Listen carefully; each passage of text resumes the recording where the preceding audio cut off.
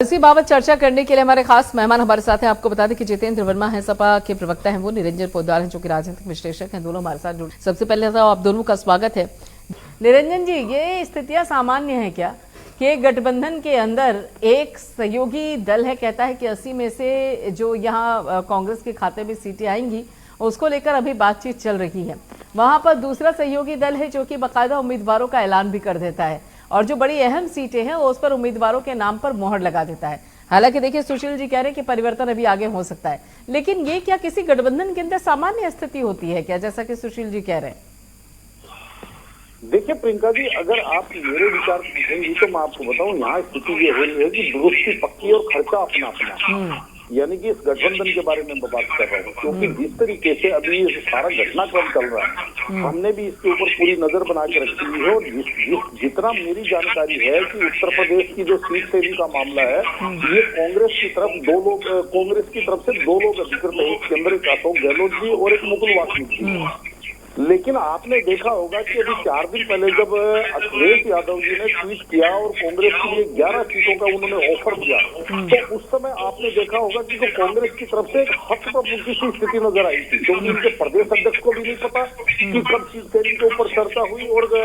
कब ये चीजें फाइनल हुई, और इनके राष्ट्रीय अध्यक्ष को भी नहीं पता था, यानी कि खड़गे जी को भी नहीं पता था। तो कहने का तात्पर्य, और उस समय ना किसी मुकुल वासनिक जी की तरफ से, ना अशोक गहलोत जी की तरफ से कोई प्रतिक्रिया आई, जबकि इनके जो राष्ट्रीय मीडिया संयोजक हैं जयराम रमेश जी, उन्होंने ये जरूर कहा था कि हमारी तरफ से अशोक गहलोत जी और मुकुल वासनिक जी इस काम को देख रहे हैं, यानी कि इस मामले में समाजवादी पार्टी से समन्वय बना करके चल रहे हैं। लेकिन दूसरी तरफ आप एक चीज और देखेंगे प्रियंका जी, वो ये है कि पहली बात तो आप इसको 16 सीटें ना मानिए, क्योंकि 16 और 2 18। अभी जिस तरीके से समाजवादी पार्टी के प्रवक्ता बता रहे थे, और हमारे को भी जानकारी मिल रही है कि 2 सीटें और अनाउंस होने वाली है, यानी कि 16 और 2 18 समाजवादी पार्टी की, और 7 सीटें जो इन्होंने जयंत चौधरी जी को दी है,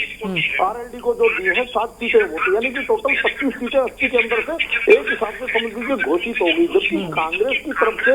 ना कोई समन्वय बैठक होते हुए हमने देखी कि भाई जैसे कोई खबर चली कि भाई यहाँ समन्वय बैठक हुई, सीट शेयरिंग के ऊपर ये बात हुई है, ये प्रस्ताव आया, ये प्रस्ताव मान्य, ये प्रस्ताव अमान्य है, यहाँ पे आकर के कुछ मतभेद या किसी भी प्रकार की कोई प्रतिक्रिया ना आपके चैनल पे चली, ना किसी दूसरे कहीं से भी कोई खबर ऐसी आई नहीं। यानी कि कहने का तात्पर्य ये है, इनकी समन्वय बैठक कब हुई हमें नहीं पता, समन्वय बैठक में क्या करता है इन्हीं किसी मीडिया को कोई प्रकार की जानकारी नहीं। और दूसरी तरफ आपको मैं बताऊं, वास्तविकता ये है कि आज जिस तरीके से कांग्रेस की स्थिति हो रही है प्रियंका जी, मेरे हिसाब से कांग्रेस की स्थिति इससे ज्यादा पतली कभी भी नहीं थी। क्योंकि आप देख रहे हैं कि ममता बनर्जी एक अलग लाइन लेके चल रही है, नीतीश कुमार जी का एपिसोड पूरा देश देख रहा है, उधर आम आदमी पार्टी पंजाब के अंदर 13 की 13 सीटें लड़ने की दम ठोक रही है, इधर अखिलेश जी अपने हिसाब से अपनी सीटें तय कर रहे हैं। कहने का तात्पर्य है, और कांग्रेस केवल और केवल डैमेज कंट्रोल करने में लगी हुई है, यानी कि इनके जो वक्ता और इनके प्रवक्ता और इनके नीति नियंता, ये केवल और केवल आप ये समझ लीजिए उस बात को रिपेयर करने पर लगे हुए कि हमारे मुंह से कोई ऐसी बात ना निकल जाए जो किसी को बुरी लग जाए, यानी कि समाजवादी पार्टी में कहीं कुछ ना कुछ मामला गड़बड़ ना हो जाए। क्योंकि आपने देखा होगा, और ये मोमेंटम कब से खराब हुआ प्रियंका जी, ये भी आपको सोचना पड़ेगा कि जिस तरीके से इंडिया गठबंधन बना, 28 दल एक टेबल पे आए और आकर के गर्मजोशी के साथ सब मिलने वहां तक सारी चीज ठीक, लेकिन वास्तविकता बिगाड़ कहाँ हुआ? बिगाड़ हुआ जब 5 राज्यों के चुनाव आए, और विशेषकर मैं बात करूं मध्य प्रदेश के अंदर जब समाजवादी पार्टी इनके दरवाजे पे बैठी हुई थी और समाजवादी पार्टी से चर्चा चल रही थी कि भाई हमारे को 6 सीटें मिलेंगी कि 7 सीटें विधानसभा की मिलेंगी, लेकिन उस समय कांग्रेस की तरफ से जो कमलनाथ जी वहां के जो कर्तन करता थे, उन्होंने जिस तरीके से समझ लीजिए एक रिप्लाई दिया, कौन अखिलेश वो सारी चीजें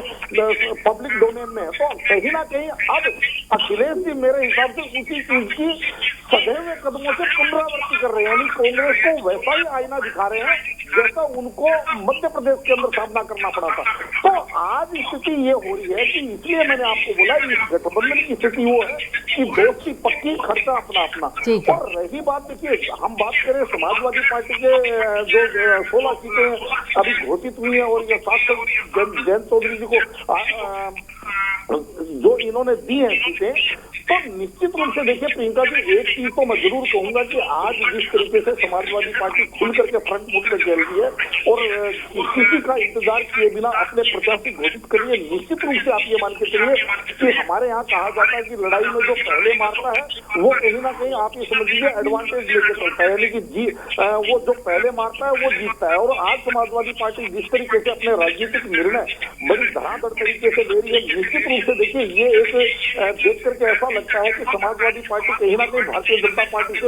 लड़ती हुई दिख रही है, मेरा ये मानना है। जबकि बाकी की पार्टियां अपने दुविधा और अपने जो इनका भ्रम जाल है उसी से बाहर नहीं आ पा रही। इसके अंदर तमाम पार्टियों की बात कर सकते हैं आप, मैं विशेषकर कांग्रेस की बात कर रहा हूँ। और भारतीय जनता पार्टी की बात करें तो भारतीय जनता पार्टी देखिए ग्राउंड पे बहुत अच्छा वर्क कर रही है, लेकिन आज की तारीख में भारतीय जनता पार्टी के लिए निर्णय क्षमता जो है वो बहुत मुश्किल हो गई है, क्योंकि आपने देखा होगा कि राजस्थान, मध्य प्रदेश, छत्तीसगढ़ के अंदर जिस तरीके से टिकटों का बंटवारा हुआ और चुनाव के पर्चा भरने के बिल्कुल एकदम 2 दिन पहले, 1 दिन पहले इनकी टिकटें डिसाइड हुई, यानी कि निर्णय क्षमता इतनी शिथिल नजर आई कि मुझे ऐसा लगता है कि अगर लोकसभा चुनाव के अंदर भी यही रही तो कुछ ना कुछ परिणामों के अंदर अनपेक्षित परिणाम आपको देखने को आ सकते हैं। ठीक, आपकी बात आगे निरंजन जी रोकूंगी आपको। निरंजन पोद्दार जी, जो 16 प्रत्याशियों के नाम सामने आए समाजवादी पार्टी की तरफ से, सबसे पहले जरा एक बार आकलन कीजिए उसका, जातिगत समीकरण का कितना सटीक ये अभी 16 सीटों पर प्रत्याशियों का चयन लग रहा है? देखिए प्रियंका जी, इस समय जिस तरीके समाजवादी पार्टी, जैसे हम चर्चा कर रहे थे कि समाजवादी पार्टी जिस तरीके से मुखर होकर के वो फ्रंट फुट से खेल रही है, यानी कि धड़ाधड़ जिस तरीके से फैसले ले रही है, उसका निश्चित रूप से उनको एक मोरल एडवांटेज बनता है। लेकिन यहाँ पे जिस तरीके से आपने पूछा कि ये जो 16 प्रत्याशियों के अंदर इन्होंने एक समझ लीजिए सोशल इंजीनियरिंग का एक फार्मूला लगाने का प्रयास किया है कि भाई एक अल्पसंख्यक समुदाय से भी है, 3 लोग शेड्यूल कास्ट से भी है और ओबीसी समाज से भी 8 लोग हैं। तो इस तरीके से जो जिस तरीके से इन्होंने अपना एक समीकरण बनाने का प्रयास किया है, निश्चित रूप से ये एक पहले से अपेक्षित था। इसके अंदर कोई ऐसी कोई चीज नहीं है कि जिसको देख करके हम चौंक जाए या अनपेक्षित इस चीज को मान के चले, क्योंकि काजल निषाद का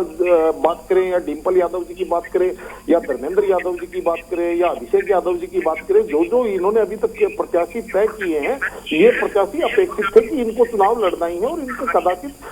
सीटें भी हमारे दिमाग में थी कि इन्हीं सीटों से इनको चुनाव के लिए समाजवादी पार्टी मैदान में उतारेगी। लेकिन यहाँ तो सुशील जी कह रहे हैं कि हो सकता है आगे चल के आपको बदलना पड़ जाए, राहुल गांधी जब आएंगे न्याय यात्रा लेके, तब शायद कई प्रत्याशियों को बदलना पड़े बीजेपी की भी लिस्ट सामने आने के बाद।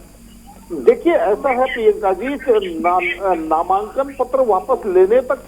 चुनाव जो प्रत्याशी होते हैं उनमें अदल बदल होती है, लेकिन उसके अंदर कोई बहुत बड़ा बदलाव आप मत मान के चलिएगा। कोई समझ लीजिए जिसको कहते हैं टूटी भर बदलाव ही इसके अंदर संभव है। बाकी ऐसा नहीं है कि भाई आप ये सोच रहे हैं कि 16 में से कोई 8 प्रत्याशी बदल जाएंगे या 16 में से कोई 10 प्रत्याशी बदल जाएंगे, ऐसा कुछ नहीं है। हाँ, थोड़ा मोड़ा ये एडजस्टमेंट होता है, वो तो अगर गठबंधन नहीं भी होता है तो पार्टी स्वयं, यानी कि जो अकेली जो चुनाव लड़ती है वो पार्टी भी कुछ ना कुछ बदलाव इसके अंदर करती है, ये कोई बहुत बड़ी बात नहीं है। लेकिन यहाँ पे जिस तरीके से अगर हम बात करें तो देखिए 1-2 चीजें आपको पर दिखाई देंगी और उनके अंदर क्या है कि भारतीय जनता पार्टी ग्राउंड के ऊपर आपको काम करती हुई दिखेगी, जबकि समाजवादी पार्टी जिस तरीके से ये जो राजनीतिक फैसले हैं इन फैसलों के अंदर लेते हुए आगे दिखाई देगी। मैंने अभी आपको क्या कहा कि जिस तरीके से जो भी इस तरीके से जो अपने निर्णय है, यानी कि राजनीतिक निर्णय है, कैंडिडेट कौन होगा, कौन सी लिस्ट कहाँ जारी होगी, जिस तरीके से समाजवादी पार्टी ने अपने मोर्चों की लिस्ट जारी कर दी, अपने संगठन की लिस्ट जारी कर दी, लेकिन भारतीय जनता पार्टी उत्तर प्रदेश की बात करें तो अभी सुनने में जून 2023 से हम इस चीज की प्रतीक्षा कर रहे हैं कि भारतीय जनता पार्टी के जो अलग अलग मोर्चे हैं उनके संगठन की, उनके पदाधिकारियों की लिस्टें आएंगी, लेकिन अभी तक भारतीय जनता पार्टी की कहीं कोई लिस्ट नहीं है। यानी कि ये चीज समझ नहीं आई कि भारतीय जनता पार्टी का निर्णय करने में इतना विलंब क्यों होता है, कहीं उनके बीच में कोई असमंजस है या उनके निर्णय करने वाले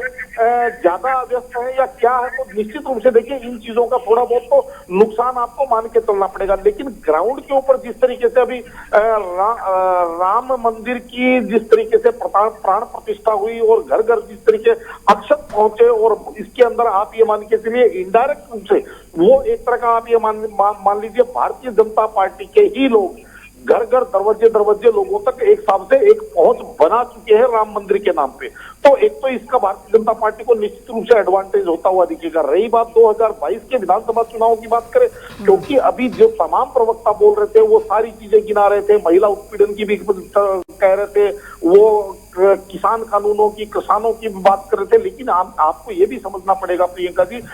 किसान आंदोलन के बाद में इस देश का काफी मतलब गंगा के अंदर बहुत पानी बह चुका है। उसके बाद में 2022 के विधानसभा चुनाव हो चुके हैं, उसके बाद में 5 राज्यों के विधानसभा चुनाव हो चुके हैं, उसके बाद कर्नाटक, हिमाचल और तमाम जो चुनाव हो चुके हैं, और कहां कहां उसका प्रभाव रहा है, कहां कहां प्रभाव नहीं रहा है, ये सारे का सारा मेरे हिसाब से असेसमेंट या ये विश्लेषण के अंदर ये चीज आ चुकी है। अब अगर हम वर्तमान में अगर हम बात करें तो जिस तरीके से हिंदी बेल्ट के जो 3 राज्यों का चुनाव परिणाम आया, कदाचित कांग्रेस और विपक्ष वहां पे भी आप ये मान के चलिए यही मुद्दे लेके जा रहा था। विपक्ष के पास ऐसा नहीं है कि कोई अलग मुद्दे आ गए विधानसभा चुनाव के अलावा, उनके पास कोई और नई चीजें या कोई नया डिस्कोर्स वो लेके आ गए। लेकिन जो मुद्दे वो लेकर के गए वो सारे के सारे मुद्दे कहीं ना कहीं जनता ने अस्वीकार कर दिए। क्योंकि हमारे यहाँ कहा जाता है कि जो जनमत होता है वो आप ये समझ लीजिए फाइनल जनादेश होता है। तो जनता को चाहे इनके मुद्दे कनेक्ट नहीं करे या भारतीय जनता पार्टी उनको समझाने में ज्यादा